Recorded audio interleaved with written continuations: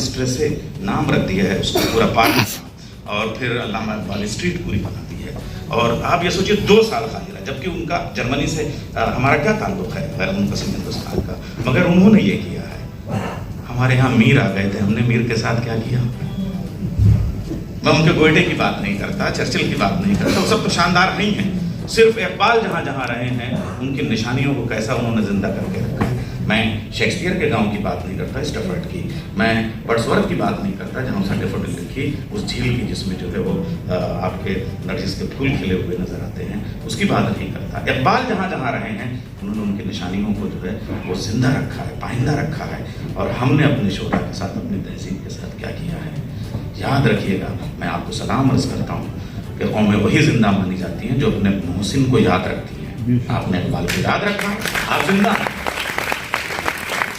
लेकिन जैसे और याद रखे हुए हैं या रखते हैं, वैसे अभी हम नहीं याद रख रहे हैं। मजीद इस पर जरूरत है। ये इख्तलाफ नहीं होना चाहिए कि इनका क्यों उनका क्यों, आज इनका मना है उनका मना है, लेकिन उन्हें कम से कम याद रखें। तेरे अच्छा यही ज़मीर की आवाज़ है, तेरे ज़मीर पे जब तक न हो नुज़ूल किताब, गिरा खुशा है न राजी न साहिबे कशाफ।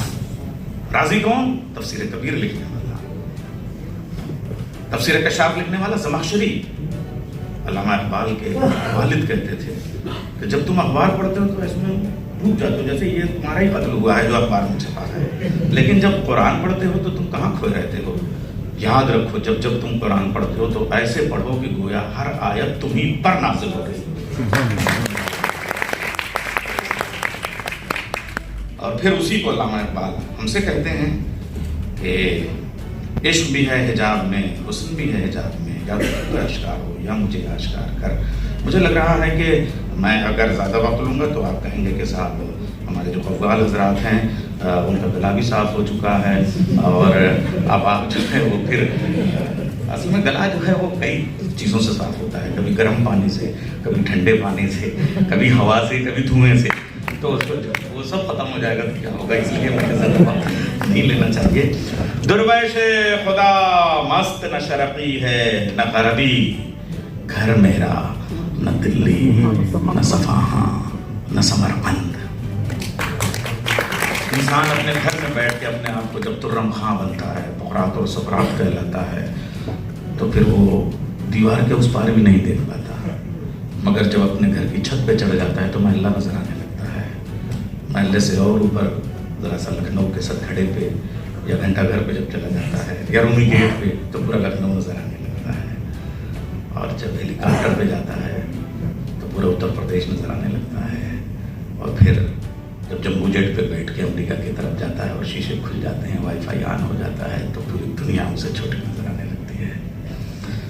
जितना इंसान अपनी दीवारों को तोड़ता जाएगा किसी भी तरह, मजहब की, मसलक की, ज़बान की, इलाके की, मैं की, ईगो की, जितनी दीवारें तोड़ता चला जाएगा उतना बुलंद नजर आएगा।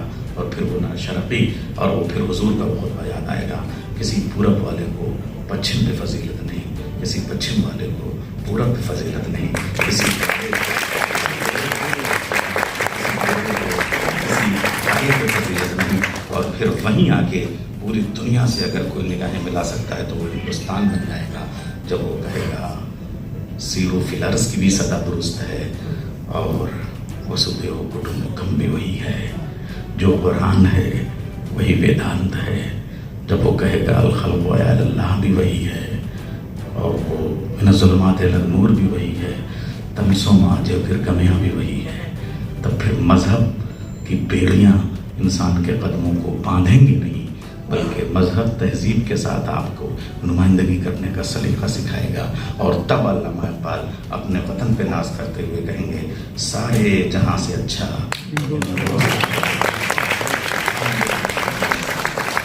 ये हम अल्लामा इकबाल की हर खिदमत को भूल जाएं, लेकिन सिर्फ एक तराने को ही अगर ले लें तो सदियां और हिंदुस्तान रहती दुनिया तक अल्लामा इकबाल के नाम और काम को फरामोश नहीं कर सकता।